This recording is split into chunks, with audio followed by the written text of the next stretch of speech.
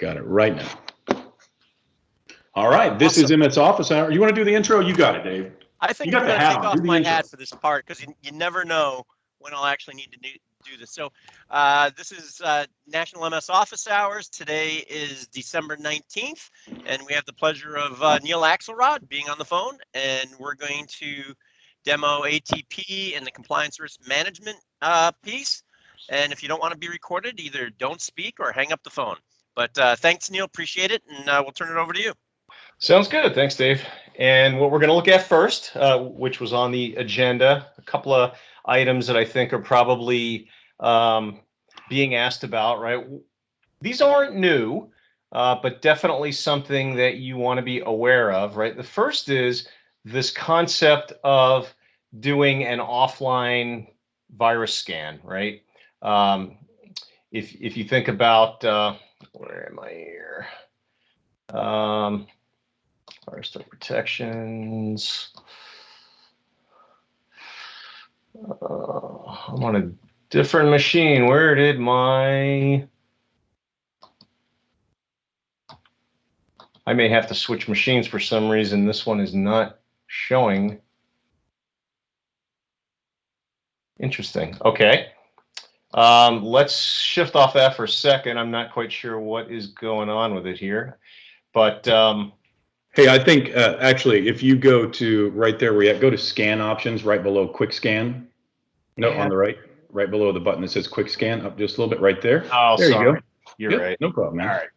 So offline is really something that you can invoke. It currently is not exposed in Intune that I'm aware of. I think you have to go to Endpoint Manager or System Center. And what offline scan gives you is the ability to actually spawn a self-contained kernel that will allow you to do a scan outside of the Windows operating system, right? You can actually run it. You can start it remotely, or you can start it here, and it will run through a full scan, but it will do it outside of the Windows operating system. So if there's any questions about that specifically, were there any things that were concerning to anyone? So that was the first piece of housekeeping. That's an interesting one. The only reason why I'm going to mention that real quick is there were recently some notifications of a piece of ransomware that reboots the computer in safe mode before it kicks off. So just kind of a really interesting piece to add to that. Yeah, definitely. And what we used to have was requirement for the separate Windows PE environment or some sort of separate boot disk. That is no longer required. So that's probably the biggest change that's occurred. Next, if we go into the ransomware protection, right? I'm going to show it to you here. Then I'm going to show you what the Intune config looks like. So controlled folder access, if we enable that, right? And it's going to prompt me here. Do I want to go ahead and do that? Yep, I do. I can look at block history. I can look at what folders are currently being protected. I can add folders manually here that I, as a user, want to be protected. So what the goal here is to prevent processes from going in and actually updating or changing anything in those particular folders. Although I can allow specific apps if I want to, right? I can go in through allow an app, and I can give an app permissions to do it. So think about it like an app locker or like any other trusted process that you're allowing to go in and make a change. If the bad guy app that you just downloaded because you clicked on a link and it started downloading the process and it starts to go through and access these folders, it won't be allowed to, right? Because it's not one of the trusted or the allowed apps. So going in and doing this manually as a user, it's okay if that's how you want to do it, but generally in an enterprise, you're going to want to manage this as an enterprise configuration. So let me make this a little bigger here, make sure everyone can see it okay. Right, so I'm in Intune, I'm in the device configuration. These are the profiles. I've created this Windows 10 profile. If I open it up and I look at the properties, what I have here is a set of properties. And if I go to the exploit guard and the controlled folder access, right, I can enable it. So the first thing I need to do is enable it. And I would do that here. If I have a list that I want to import, so you have an enterprise list of files, you want to make this consistent across every machine, you can create the list, you can import it. I went in and configured Microsoft Office, and I configured OneDrive as the folder that I want to protect. So when I apply this now, everyone who has Microsoft Office and is using OneDrive, now in this case, I just quickly didn't do it with a variable. I just selected my specific OneDrive path, right? Obviously, if you're doing this, you would want to use a variable, or you would want to go in a different way so that you're not trying to hit the explicit path that I just picked. But the point here being, right, I can go in, I can import if I have a CSV file. So obviously, if you've got multiples, you don't have to sit here typing in multiple paths. You can import them and use a CSV. But the goal here is to have an enterprise configuration where you are able to set these conditions, protect these particular applications, and protect these paths, so that if you do download ransomware or really any other malware, that it won't have the ability to go in and access files or access applications that you don't want it to be able to access. Now, you also have the ability to kick this off through basic group policy, through System Center, through other scripts, PowerShell. What I'm showing through Intune is just the way that I would do this. If I was going to manage this, I would use Intune. Questions about that? Anyone doing it differently? Bueller? No? So this is very good from the standpoint, again, of, especially OneDrive. If you do like Microsoft does, and I'm going to show you another way to help protect OneDrive here in just a second. Everyone at Microsoft saves all of our files into our personal OneDrive libraries. I have multiple machines. If I lose a machine, if I break a machine, if it gets stolen, all I need to do is really just bring up Windows, join Azure Active Directory. I have the access to all of my files, everything that I need, without needing to recover anything. If I'm doing that, setting up Intune will then set the policies, will protect the OneDrive file locations, and now I don't have to worry about, if I inadvertently have something land on my endpoint, going in and making a change to it, right? And then encrypting it, locking it. But if I do, right, let's just say that I've been really, really careless and I haven't been practicing the things that I typically preach, and now I'm in OneDrive, and this is literally my user environment, right, for OneDrive for Business. I can come in here and I can go to Restore OneDrive, and I'm going to be presented with a view of the changes that have been made through versioning of these files. And let's say I want to go back 3 weeks, right? I will get a view here, and I'll see a graph that'll graphically show me when changes were made. So obviously there wasn't a lot done here, let's say around Thanksgiving, okay, the 25th, the 24th. I wasn't really doing a whole lot.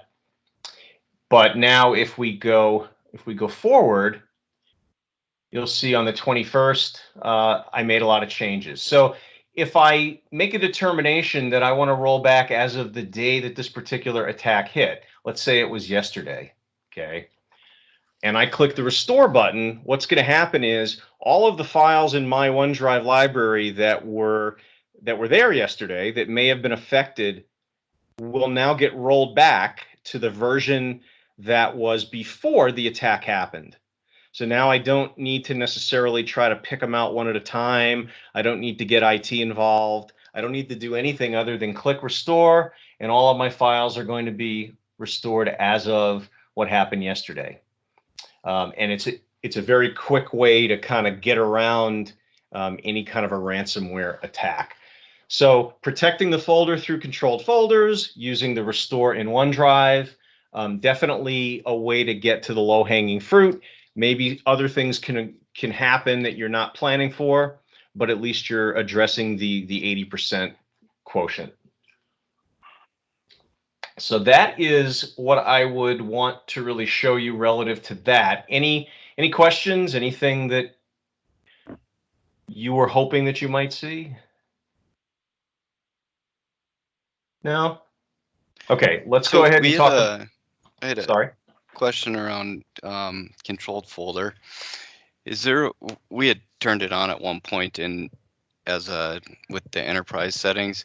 Is there a way to allow individuals to make their own exceptions when you enforce enterprise exceptions or enterprise settings? Yeah, it depends on whether you lock them out or not. So in here, if I'm not mistaken, whoops, let me save it here. And let's go back in under the Defender application. You can allow whether you want to block, and it's under, hang on here. No, where is it? One of these gives you the ability, oh, this is Security Center, sorry. Gives you the ability to actually lock out these UI elements, right? So if I go ahead and I say I don't want ransomware protection to be exposed, I don't want users to have access to it, I can go ahead and I can hide that. If that's not hidden, then they will have the ability to go in and actually configure it. So I also work with Dan, and I think our problem is that we were deploying it through Config Manager, not through Intune. And when it's deployed through Config Manager as a policy, it seemed to be permanently locked. They couldn't change anything at all. It was grayed out regardless of having admin access to it. Yeah, I don't know. Preston, do you know if Config Manager, there's something that they can do differently for that? I don't know. No. Okay. I mean, here's a view, right? You're actually looking at my endpoint that's managed by my administrators, right? So if I go back to home here, and I pull this up, right? It is being managed. If I go in, I can actually make the changes that you saw me make. So there really isn't, anything preventing me here unless they actually lock me out, which Microsoft doesn't do. And that would be configured here from an Intune perspective.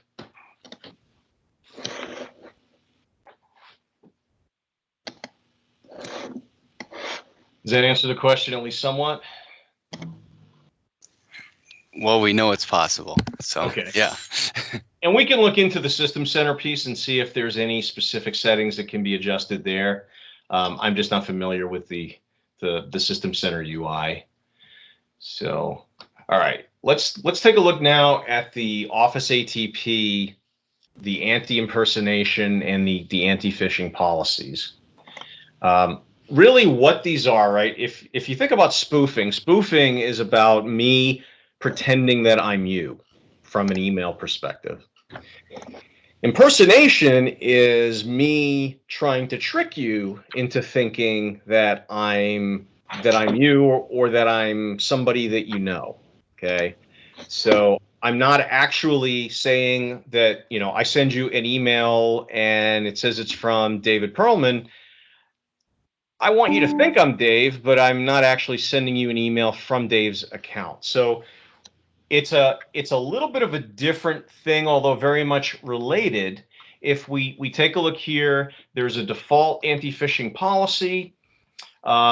what you do here, just like all of the advanced threat protection policies, is you apply this, and whomever you apply it to is where these settings are going to take effect. So I can apply this to a domain, which is what I'm doing here, right? And this is a default tenant domain. You might have vanity domains, .edu domains that you use.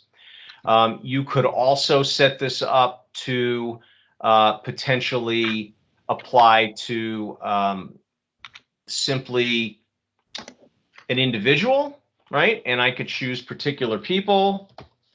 So in this case, I'll pick a deal, or I could set this to apply to a specific group.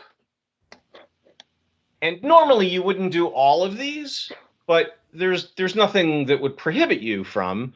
I just wanted to show you that you have the ability here to choose from a domain or multiple SMTP domains, a user, and potentially a group of users. And then when I save that, what I'm doing is I'm applying all of the policy settings to those particular folks. I'm not going to save it because I don't need all of those people applied to. I can see at a glance here what my settings are. So the first settings I'm going to look at are the impersonation settings. And one of the choices that you have that you can make is, who are the high value targets that you want evaluated when any of the people that are in scope for the policy are part of an email? So if Dave is part of my scope and Preston is one of the people I'm going to keep an eye on here, anytime someone sends Dave an email where Preston's mentioned, his email address, his name potentially, that email is going to get reviewed, and potentially something is going to happen depending upon exactly what's going on. So you can do 60 in the GUI in any one of these particular policies, and you can do more if you're using PowerShell. There's just a limit for you to actually type in, and you can have multiple policies. So if you had 600 people you wanted to protect and you wanted to do it in the GUI, you simply need 10 individual policies. If we look at the domains that I want to protect, right, for people impersonating domains using foreign language characters, using lowercase instead of uppercase, you know, the old IL trick. First of all, I need to enable it, and I can include all the domains that I own. If I don't want to include the domains that I own, I can individually add the domains that I want to add. I can add both of them, right? And I can type in here. So if I turn this off and I only want to protect contoso.com, which I think is how it was when we came in, that would be the only domain that we would actually be protecting and evaluating for any kind of funky impersonation that might be going on. Second thing here that we want to do is determine when an email is containing an impersonated user or a domain is impersonated, what is the action that we want to take? So we have a choice here, like a lot of the other policies, like Exchange Online Protection, for anyone familiar with the spam and bulk mail policies and phishing policies there. These actions are identical. So I could choose to take an action. I could send it over to the quarantine. Same thing here. I might want to send it over to the quarantine. And then hidden here, a little bit hard for some folks to really see among the other hyperlinks, there's a hyperlink. It says turn on impersonation safety tips. If you click that, what that's going to do is it's going to give you the ability to turn on these tips that are going to let the user know. For example, when there's an impersonated user, it's going to come up and say that the sender looks like somebody that you normally get mail from, but it might not be that particular person. It might be an impersonated message. And the reason for this is to highlight to the user, to the recipient, that they need to pay attention, right? We can't necessarily block things. So for example, an email comes in, it's using, let's say, a Gmail account, right? Or I don't want to pick on anyone. It's using an Outlook.com account. And it is purported to be from John Smith, who's someone that's in your university, right? Now, Outlook.com has an SPF record. It's going to pass. Outlook.com has DMARC records. It's going to pass that. So I'm not going to have a problem authenticating the envelope or the header, really. So now I'm going to evaluate the message. And if there's nothing in the body that's really strange where my AI picks up on it and says, this particular text or this particular URL or something else in this message looks like it's likely to be phish or to be some other malware, then I might deliver that message because I can't really block it. There's nothing telling me that I want to block it. Now, if this is part of an impersonation policy and John Smith is one of the people that you've said I want to pay closer attention to, we're going to look at this and we're going to make a decision that it is coming from an address that maybe we've never seen before, right? Every other time John Smith sends a message, it comes from, his @school.edu account. And now it's coming from @outlook.com.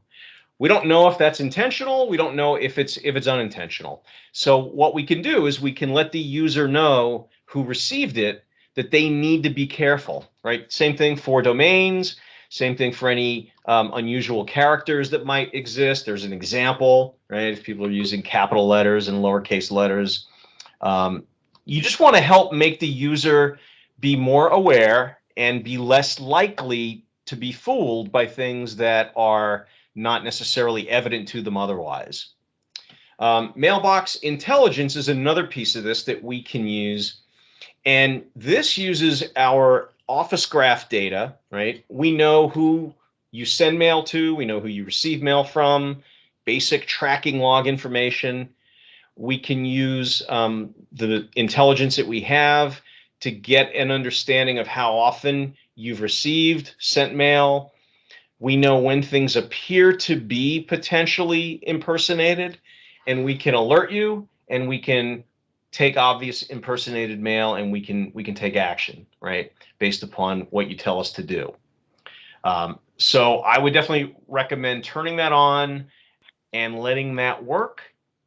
Trusted senders, just like it says, right?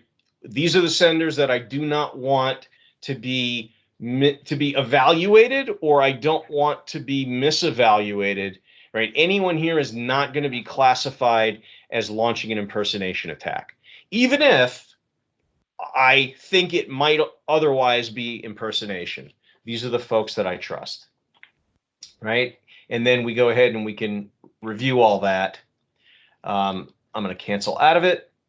So that's probably the biggest piece here in terms of configuring what I want for anti-spoof. Again, anti-spoof being someone's using your address, user@school.edu. They're pretending to be you. You can turn on the spoof protection. Whenever we see unauthenticated users or unauthenticated senders, rather, we can put a question mark in if you're using Outlook that essentially says this particular user failed authentication, SPF most likely, right? The message came from a host. It's not the host that we think we should be receiving it from, because the domain in question has an SPF record, and that particular sender, that particular host is not in that particular record, right? Now, could it be that this was something sent on behalf and you just haven't configured it? Absolutely. But that's where you get to make the decision whether this is suspicious or not. But we give you that ability here. We give you, again, the ability to either move it into the quarantine. There's a few less options, typically quarantine, and then the user gets to choose whether or not this is actually someone that they expected a message from, or it's actually spoof. And then lastly, in these policies is this ability to adjust the machine learning model, right? Machine learning being just something that's about probability, right? It's mathematical probability. If I show you a red hexagonal sign with the word stop on it, it's probably a very high probability that that's a stop sign. So when I see that, I have a good idea that it is. Now, maybe I want to adjust how aggressive. So maybe when I see a red hexagonal sign without the word stop, if I'm being more aggressive, I'm going to assume that that is a stop sign. And maybe if I see just a hexagonal sign without the word stop, without even being red, right? If I go to the most aggressive, now what I'm going to do is I'm going to adjust how I detect the actions that I take based on the aggressiveness that I use. And you can adjust this. We recommend typically, you know, going one step at a time, not going from 1 to 4, but maybe going 1 to 2, seeing how you are in terms of false positives, right? As it says up there, being more aggressive can increase the amount of false positives that you have. So you want to be a little bit careful and not go too aggressive until you're kind of sure what you're seeing. Question?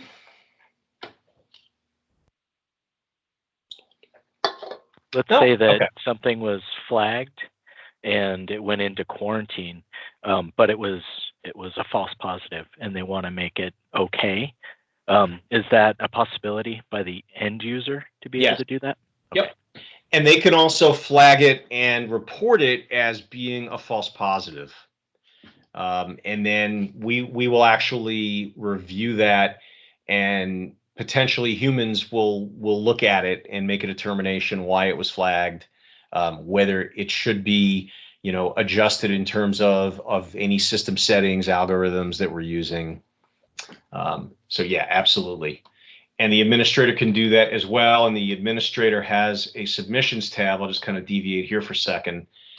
So if there's something that fits the bucket, right, and you had an email, a URL, an attachment, something that was blocked that shouldn't have been, or something that wasn't blocked that should have been, right, you can report it. And we will review it and make a determination whether or not something should have been done differently. All right. Any other questions about that before? I think we've got about 5 to 8 minutes. I wanted to show you the insider risk tool. No, that's great. Yeah, Okay, thank you, Neil. Sure. Let's take a look at this insider risk tool. Now, this is a preview. This is not a fully functional, fully, you know, featured view of what it's going to eventually look like, but this is what I've got available to me. A couple things to mention here, right? And it looks like the product group has done some work today, or they're in the process of doing work. But data connectors are how we can connect, right? If you think about insider risk, what is it? Well, it's a bunch of signal that tells me that I may have risk from people within my organization, within my university, within my business, whatever it is that I'm looking at. And some of that could be coming from human resources signals, right? So we have this concept of an HR connector, where I can look at people who maybe have resigned, or people who are being disciplined, or people who have had other reasons to have HR signal that we can interpret as being negative, okay? And we did have this connector actually working here, and it looks like they've removed it for some reason today. But the good news is I can still show you the results. And we'll go back. Okay, so what we're looking at here, right? Just like a lot of the tools like Defender ATP, I've got an overview and a dashboard. Right? Kind of shows me here how many alerts do I have, how many active cases do I have. Make it a little bigger. Make sure you can see it. And I can look and filter at the alerts, right? So here I've got 3. 2 of them are medium. 1 of them is a low severity alert.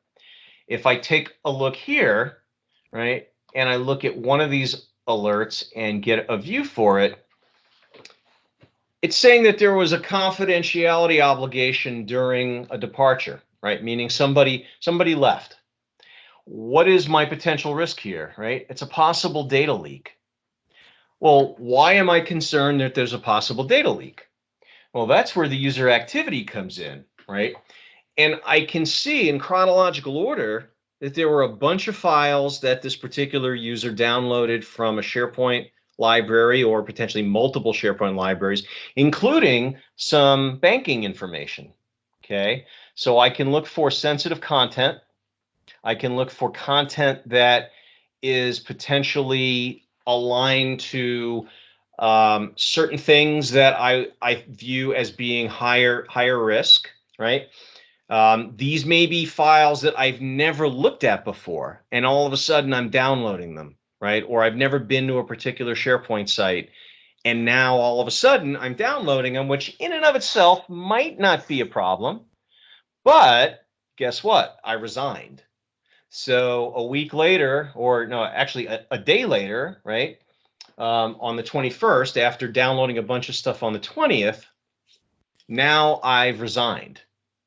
Well, that could be very concerning. And if we want to look even further here, right, I can click on one of these hyperlinks. This takes me into two of the tools that you're going to have access to as well to work with information protection that are called User Activity Explorer and Content Explorer, right? And if we look at User Activity Explorer, this is really good, because now what we can do is we can correlate on a graph what these activities are, right? We can drill into them. We can see a little bit better around what exactly was going on, and then I can look at the content that was being viewed and make a decision whether or not this content may have been, content that I need to be aware of, right? If I this out, this is a document. You obviously can't see it well here. We'd probably format the screen a little bit better so you could see it a little better, right? This was some healthcare information. Maybe it was HIPAA, confidential. Maybe there were reasons why this particular person looked at this or downloaded this. They wanted to possibly take medical records that they should not have had access to. Now, the fact that they had access in the first place is, kind of like the Snowden case, right? Why did he have access to all of this information? That's an administrative issue and a permissions issue, and obviously that's something that we need to take care of. But what this can give you is the information. Let's say that Snowden downloaded a bunch of documents, put them in a Rubik's Cube, and walked them out the door at the NSA. If they had a tool like this, they would actually know that ahead of time, and they would be able to have possibly taken additional action, right? And I can open an investigation here. I can escalate this entire package of data, or I can escalate for an employee investigation, and my security or law enforcement or whoever can then take actions. So with a minute left, any questions about that? Does this seem like something that you would be able to put to good use at your universities?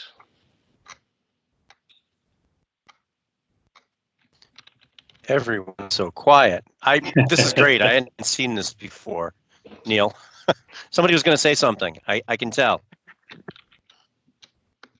Has anybody seen this already? This is relatively new.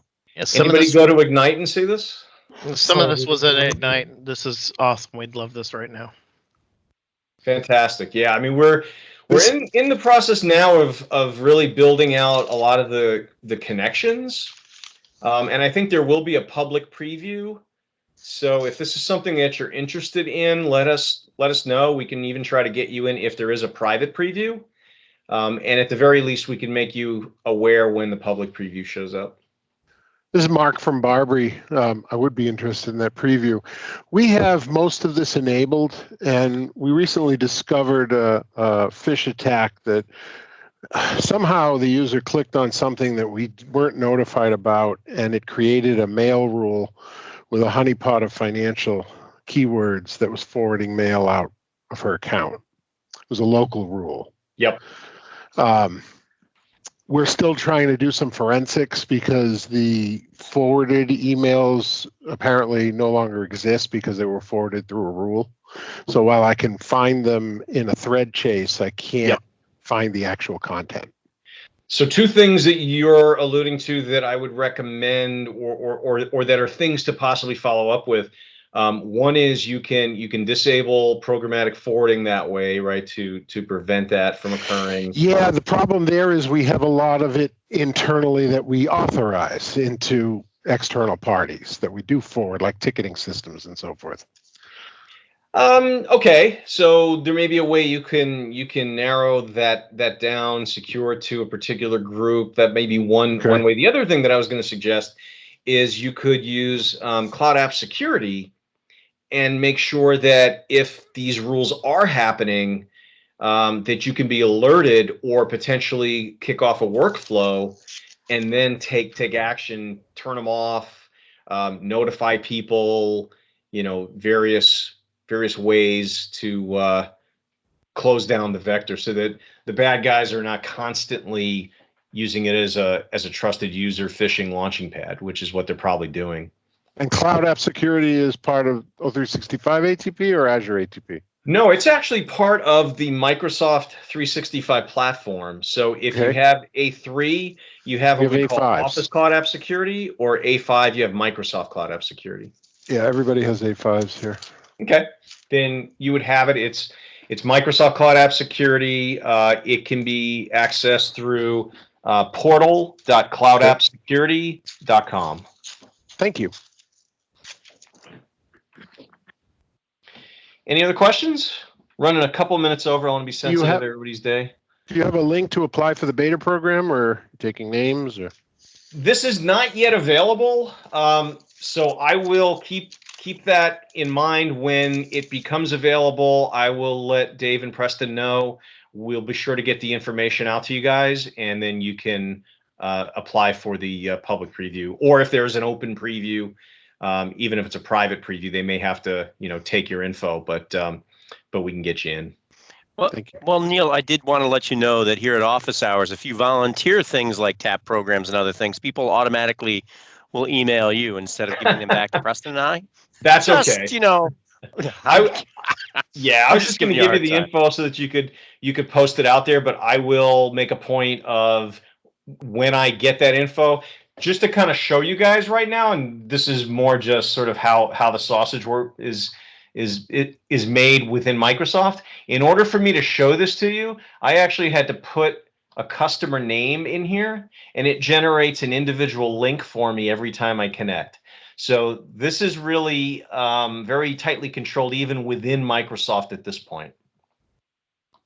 Fair enough. We can probably post it maybe in the Teams channel for the community, and those that would like to take advantage of it, can apply for that. That way, I think oftentimes we don't have to nominate folks for some of those. You can self-nominate, so that'd be awesome. Yeah. Really appreciate you coming on today. Any last-minute questions for Neil? I tell you what, I'll stop recording. Maybe a question will come then. Thanks, Neil. I appreciate it. I'm going to stop the recording now. Absolutely.